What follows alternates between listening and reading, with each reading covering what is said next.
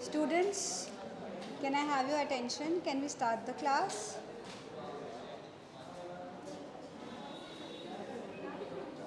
Hello? Can we please start the class? Okay. So today we are going to start with a new unit. Unit 2. Which is your unit 2? Have you seen the syllabus? No? So we are going to start. Yes, Anmol. Do you know which is the unit 2? Do you know what are we going to cover today in under unit 2? Yes, so we are going to start a very interesting unit today which all of you guys are going to enjoy, which is interpersonal relationships. Please come in. Sir एक presentation भी थी ना students ने बनाई थी कुछ अच्छा आप कर दो ठीक है sir So under interpersonal relationships, what kind of relationships are we going to talk about?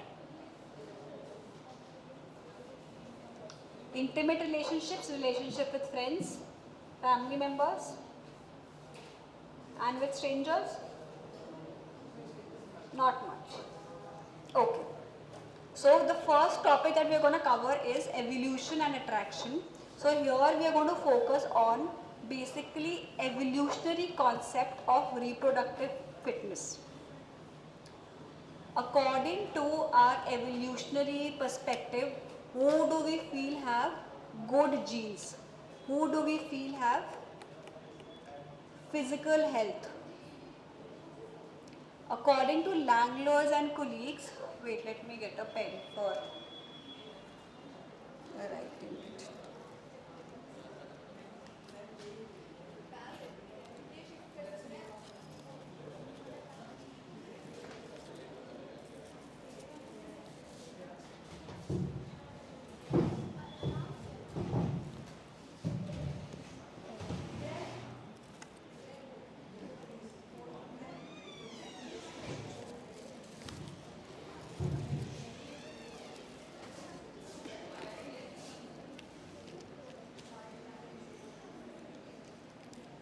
मेरा मार्कर कहाँ है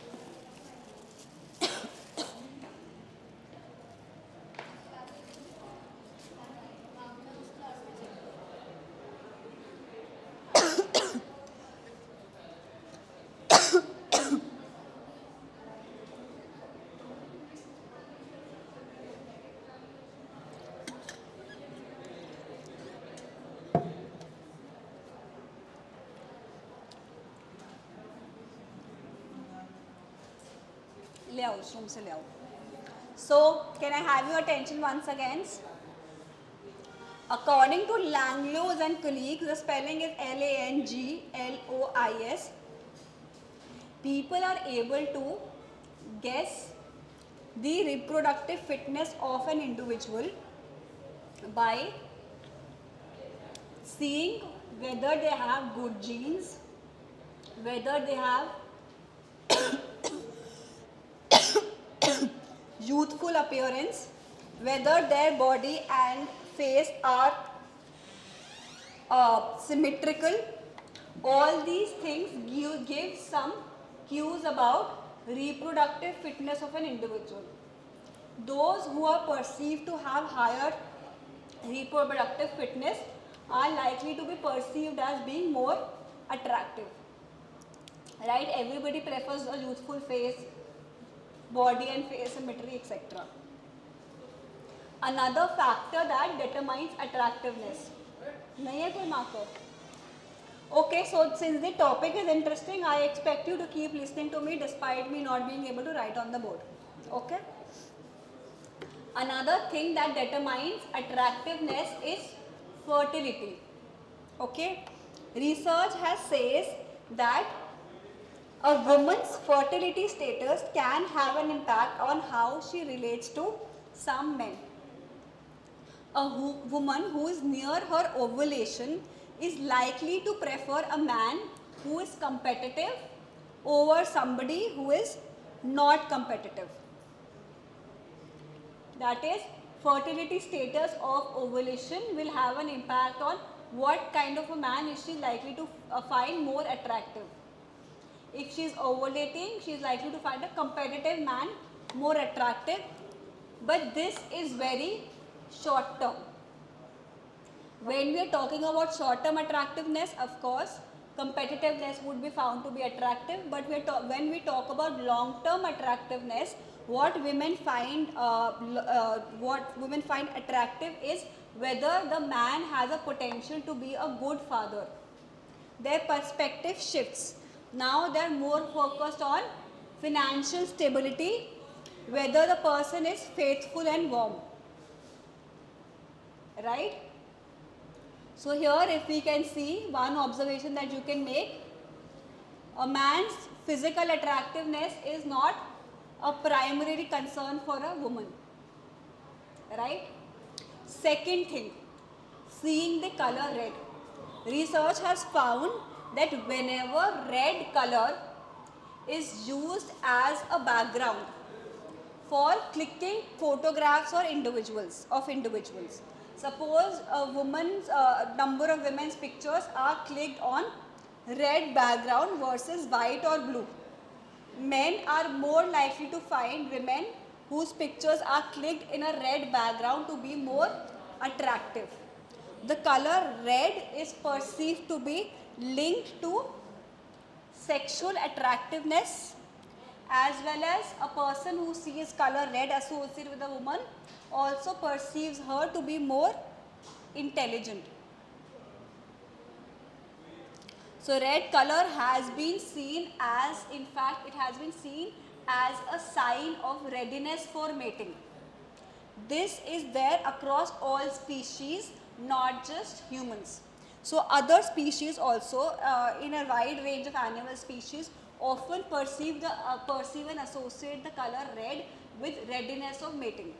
So men tend to perceive women either wearing red clothes or having a red background to be more sexually receptive. And perceiving a woman to be more sexually receptive increases their attraction towards her as well as their social desirability. So first factor becomes evolutionary idea about reproductive fitness by Langlois. Second is women's fertility. Third is seeing the color red. Now the fourth is the body proportion. Generally, most men find hourglass figure to be the most attractive physique. What is hourglass? When the waist to hip ratio is 0.7. So a waist to hip ratio of 0.7 suggests that they have good genes, which also signifies youthfulness, good health and fertility. So therefore, an hourglass figure is associated with heightened attractiveness. Then we'll talk about attractiveness of faces. Again, Langlois and colleagues in 2000 tested the validity of three well-known maxims. The first maxim is beauty is in the eye of the beholder. The second maxim being never judge a book by its cover. And the third, beauty is only skin deep. Because all these maxims are based on the assumption that physical attractiveness or physical beauty is very important in real life when it comes to making decisions. Maxims एक तरीके से proverbs कहावत बोली जाती है. We say, right, beauty is only skin deep, beauty lies in the eye of the beholder, don't judge a book by its cover. This is not the first time that you will be hearing it. You must have heard this, and these are common phrases used. Why are these common phrases used? Because now they are attributing the fact that beauty itself is a very desired goal and a very important aspect that one should be focusing on or pursuing. To the extent that in real life, being physically attractive also plays a role in making decisions and also implies that it is a factor that is now to be considered when forming relationships with others. Don't judge somebody by the cover. Beauty lies in the eye of the beholder. Here we are talking about significant other people with whom you decide to form a relationship, okay? Whether it is friendship or an intimate relationship. How a person looks is going to be an important condition into how you will form the relationship with them. So research by Gil Rhodes actually focused on face perceptions, and they found that generally most faces convey some information, and they talked about something which is called pulling power of the averages. Here we might feel people who are unique or people who have very unique or different features would be perceived to be more attractive. But in reality, Gales Rhodes in 2006 found that what is considered to be attractive is actually people who have features that lie on the average. Because this average is perceived as normal. It is perceived as safe. It is perceived as not being unusual or distinctive. Therefore, a person is more likely to find average faces more attractive than unusual or distinct faces. So the evolutionary basis for this effect is that even if we consider, say, infants, generally kids, they are again more attracted to faces that are average and are very common than faces that are very unusual. Right? Imagine a child sees somebody who has got a man who has got long hair and huge beard. The child will get scared. Not because the man is scary, but because it is unusual for the child to see a man with long hair and beard. It doesn't fall under normal and average. And as humans, we have adapted the fact that whatever is normal is going to be safe, whatever is unique and distinctive might not be risk-free from an evolutionary perspective. Therefore, we tend to be more attractive towards average faces which function as a prototype or an example. These facial preferences also may sometimes guide your choices of the desired mate, where both being average in appearance and having good facial symmetry is a sign of good health and good genes. And as a potential mate, whenever you are looking for someone from an evolutionary perspective, you want somebody to be healthy and to have good genes so that you can spend time with them without worrying about possible health issues. Moreover, Norman Lee noted that men often choose women who are physically attractive. For men, a major reason to find somebody attractive is to find them to be beautiful, to find them to be physically attractive. On the other hand, for most women, their mating choice or their potential partner is guided by the social status of the partner than physical attractiveness. This again is evolutionary because women are programmed to look for more security. Social status gives them more stability and security, unlike physical attractiveness. What do you think are the factors that increase attractiveness in people?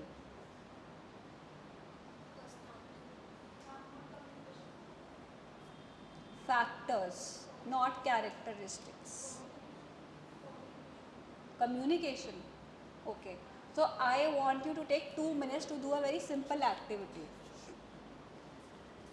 List down names of 3 close people that, or 3 of your friends, or 3 very intimate people that you have in your life who are not your family members. maybe friends, friends of friends, etc. Note them down very quickly and then reflect upon how did you guys become friends. What made you become friends with them? Okay? Write it down. I'm giving you 2 minutes and then I'm going to ask you.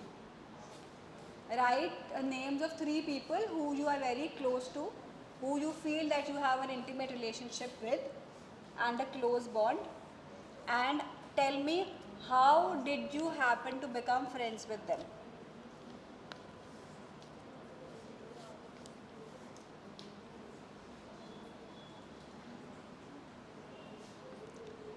Okay? Yes. Tell me how did you become friends with whoever you are considering.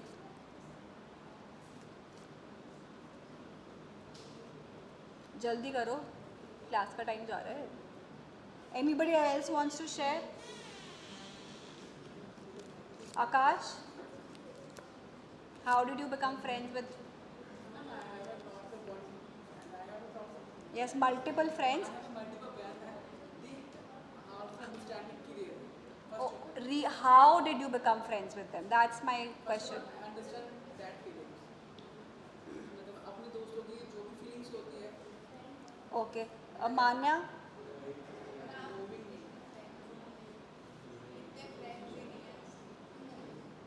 छोड़ो यार, तुम बताने ही नहीं वाले ठीक से factors. मिले थे randomly. And how did you become friends? How did you connect?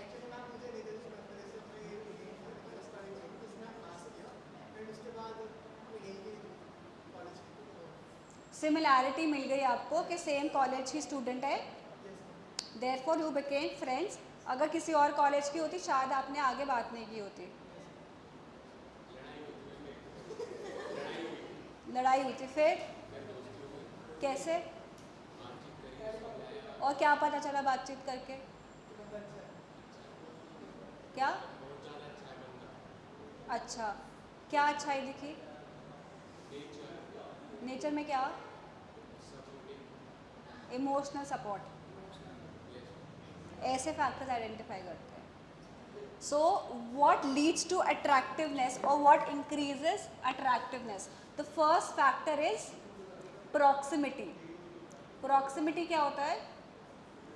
How what is the spatial और physical distance between one person and the other person. अगर आपके कोई घर के पास रहता है, दोस्ती जल्दी हो जाती है. हो जाती है, राइट? ज़रूरी नहीं है कि आपकी गहरी दोस्ती हो के नहीं हो, बातचीत हो जाती है जल्दी. ओके. इनफैक्ट स्टडी किया था लियोन फेस्टिंजर ने. Leon Festinger found that people who were more likely to be living in the same building or in fact in the same floor were more likely to be friends with each other. Has anybody stayed in hostels? Hostel में roommates आपके जल्दी friends बन जाते हैं. Proximity. जो आपके adjacent घर पे रहते हैं, नेबर्स, फ्रेंड्स बन जाते हैं. Proximity.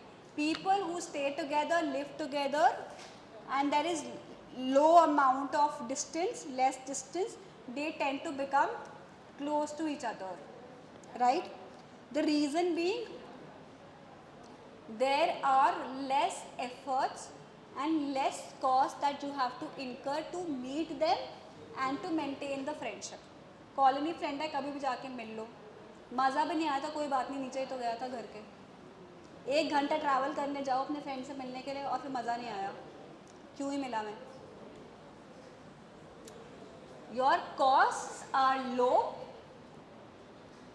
effort is low, but the output may be more. This makes it very, very convenient. Another thing that plays a role here is architectural features. आपका staircase कैसे बना है? लिफ्ट कहाँ पे है? स्टेयरकेस से पास जिसका घर है वो कभी आपको आता जाता निकलता दिख जाएगा, दोस्ती जल्दी हो जाएगी. लेआउट क्या है उस जगह का? आपके जो घर के फेसिंग किसी का घर होगा, बालकनी में आपको वो दिखेंगे, आपकी दोस्ती हो जाएगी जल्दी, right? So proximity increases chances of friendship because people who live close by are very accessible to each other. But proximity as a concept in this modern era has become very nuanced. Why? Because now proximity can be greatly reduced via technology. You can talk to people on phone, you're missing a friend, you do video call, there is no need, like even long distance relationships are not very difficult now because you can FaceTime them, you can Zoom call them, you can video call them. It is decreasing the space. Now Leon Festinger ने ये study कब की थी? 1950s में. 1950s में किसी के पास तो मोबाइल फ़ोन भी नहीं थे, तो easiest accessibility was people who were staying nearby. Now as technology is increasing and as distance between people is decreasing, now even geographical distance, the distance between two people living in different countries has also decreased so much. So now it has less role to play. Second factor is familiarity. The more familiar you are with someone, the more you are likely to become friends with them. आप same school से आए, same college join कर लिया, friends बन जाओगे क्योंकि हम तो पहले से जानते थे. जहाँ पे SOL के स्टूडेंट्स हो, आपको मास्टर्स में कहीं पे एडमिशन मिलेगी, 2-3 लोग SOL को होंगे, वो तीनों अपना ग्रुप बना लेंगे. क्यों? क्योंकि वो जानते थे एक दूसरे को पहले से. Sheer familiarity is likely to increase attractiveness as well as friendship, and familiarity can be increased through mere exposure. कितने टाइम तक आप किसी को देखते रहते हैं? अगर आपका एक्सपोजर किसी को मल्टीपल टाइम में होगा तो gradually you will start softening up to them. So people grow over you also. Initially you might not like them, but because you have to meet them and see them on a daily basis, eventually that familiarity makes you help build closer relationship. The role of familiarity. In fact here, even imagine that you are now looking at your picture and then you create a mirror version of your picture. Phone में हो जाता है ना mirror image. When you look at your mirror image, do you feel like as good as you looking at your picture? Do you feel a little uncomfortable कि ये क्या देख रही हूँ मैं? There's some uneasiness at looking at a mirror image. Why? Because you're not used to seeing yourself in that manner. It is not familiar to you. It takes time to develop familiarity for you to start liking something. Zazong called it mere exposure effect. That is, as the exposure of something increases, the liking and attractive towards the particular thing also increases. That's how we were also talking about interventions about tobacco, how marketing, how directly making it accessible, everybody is having tobacco, makes it feel that tobacco is likable, it is normal, there's nothing bad about it. Familiarity increases likingness. However, Michael Norton says, as we get familiar with people and as we get to know them more, we might also get familiar with the things that they are different to us.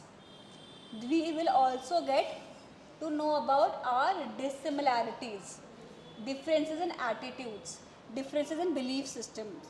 So as familiarity increases, and if you perceive somebody to be dissimilar from you, your attractiveness towards them would drastically reduce. That's why the people say you are likely to have a crush on someone till the time you don't talk to them. The best way to get rid of a crush is to talk to your crush, especially if the crush is a man. Then your crush will vanish like this, because you will get aware of the dissimilarity and negative traits. Attractiveness goes down. In fact, studies have shown and they have analyzed data in which they showed that workers are much less likely to they're much more likely to like their bosses if they have worked with them for a shorter period. The longer they work with them, the less likely they are going to like them, because they are now going to get aware about the dissimilarities, negative behaviors, negative actions, etc. Similarly, initially you might like a celebrity, but your liking or how attractive you perceive a celebrity to be would decrease once you get to know about their political belief, which are different from yours, or you get to know that they have indulged in certain crimes like drunken driving or shooting. Suddenly the attractiveness of the celebrity goes down because now you are aware of some negative behavior. The bottom line of the thing is, if we assume everything to be equal, right, everything to be same, familiarity will go on increasing attractiveness. ठीक है, अगर attitude में similarity है, the person is the same, etc., we will be more attracted to somebody who is going to be more familiar than somebody who is not familiar. But it doesn't mean that familiarity is the only thing that we will consider. We will also consider dissimilarity, or whether somebody is displaying negative or positive behavior. इसने बोला इंसान अच्छा था, familiarity हुई, he assessed. Only when he realized there are positive attributes did he feel that the friend is likable. Had he got to know after familiarity, तो अच्छा ही नहीं है. Attractiveness would have decreased. Third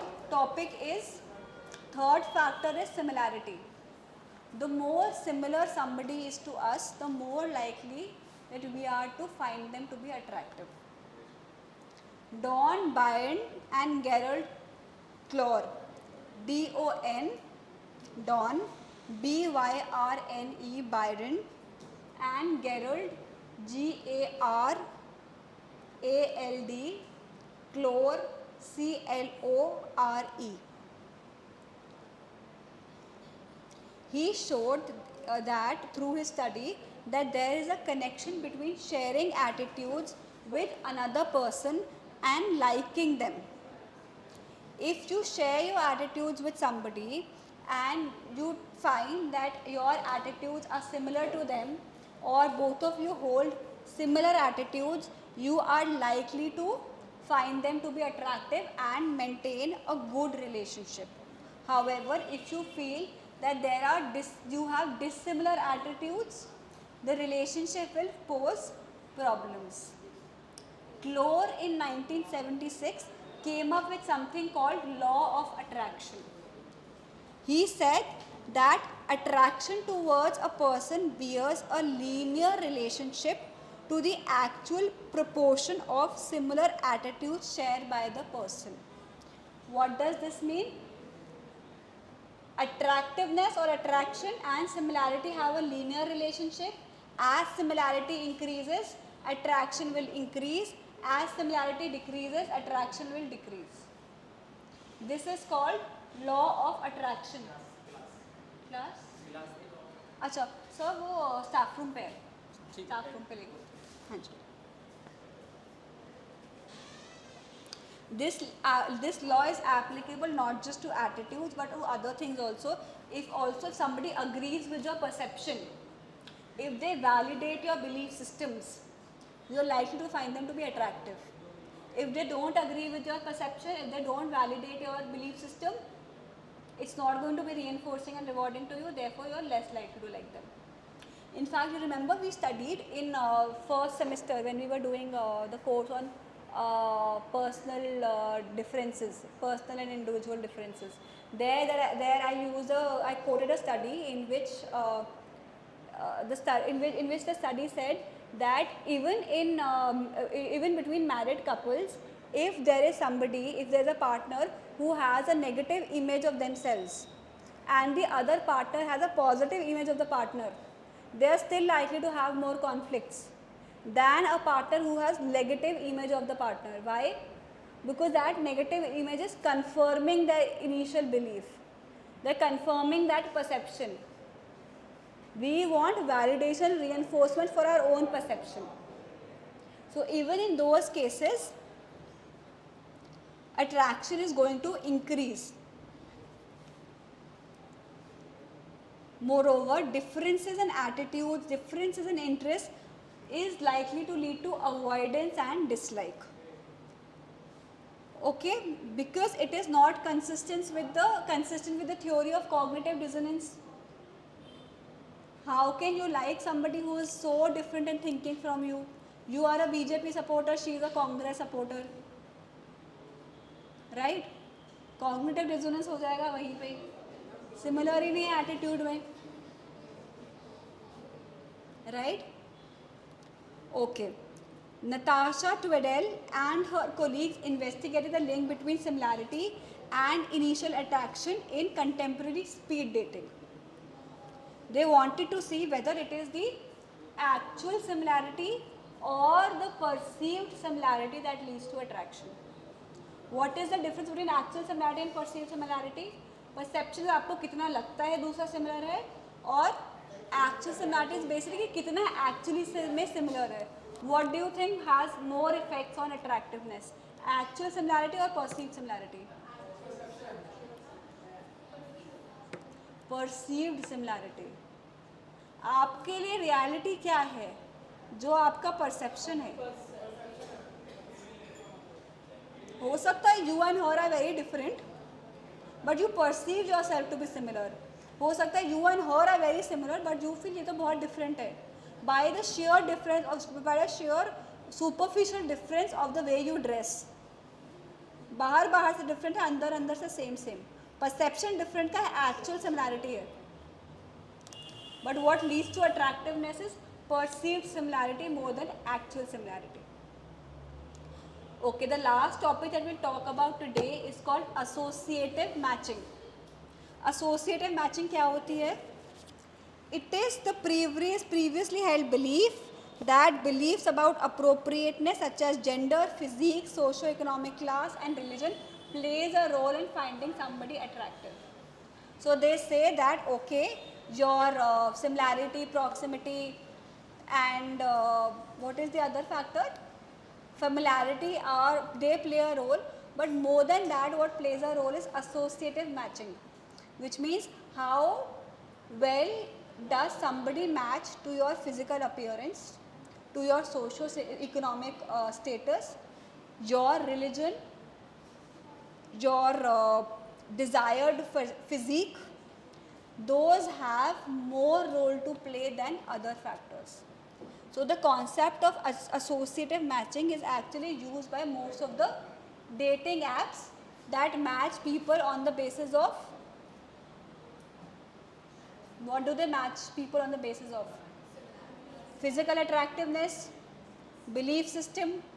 You're likely to want to go out with somebody who is of similar socio-economic status. Otherwise, you'll find it to be very uncomfortable. Most probably within your same culture and community, of the same religion.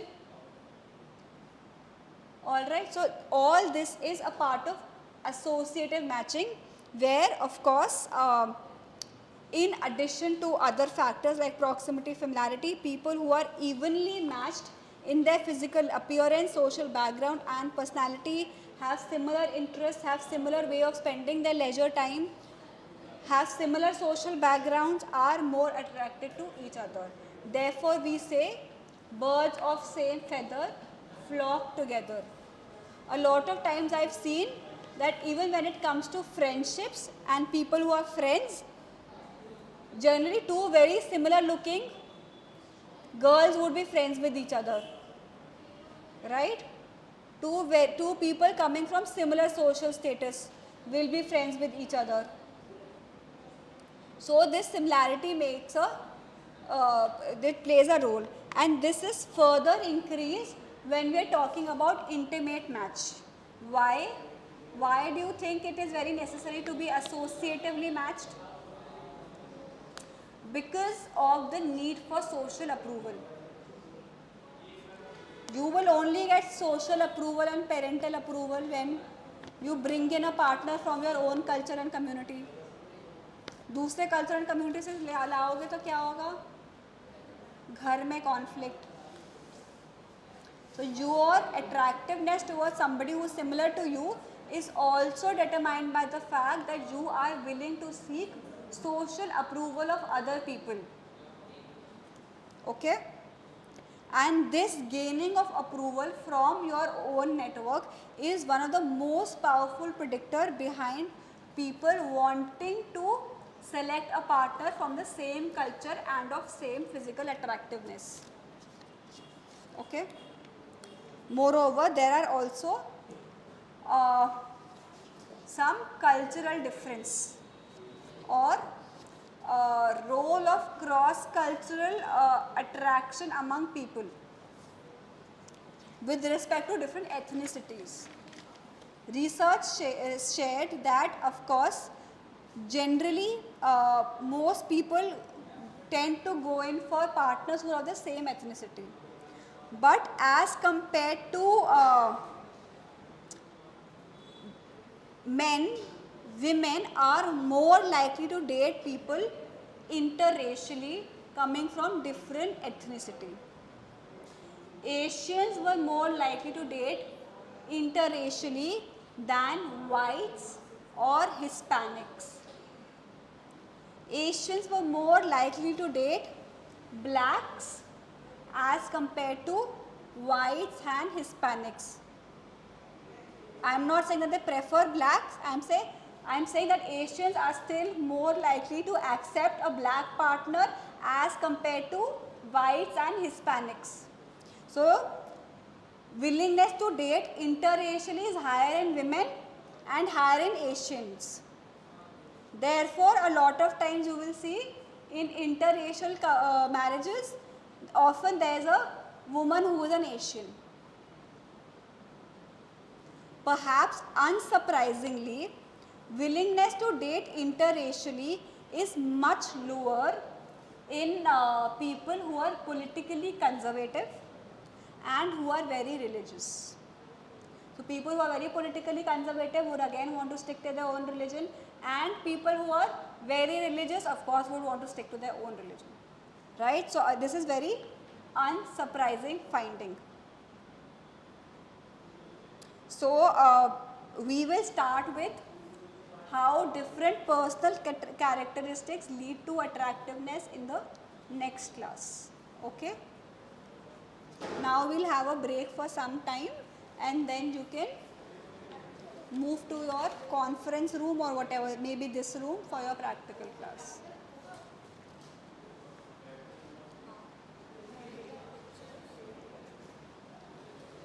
Okay, thank you.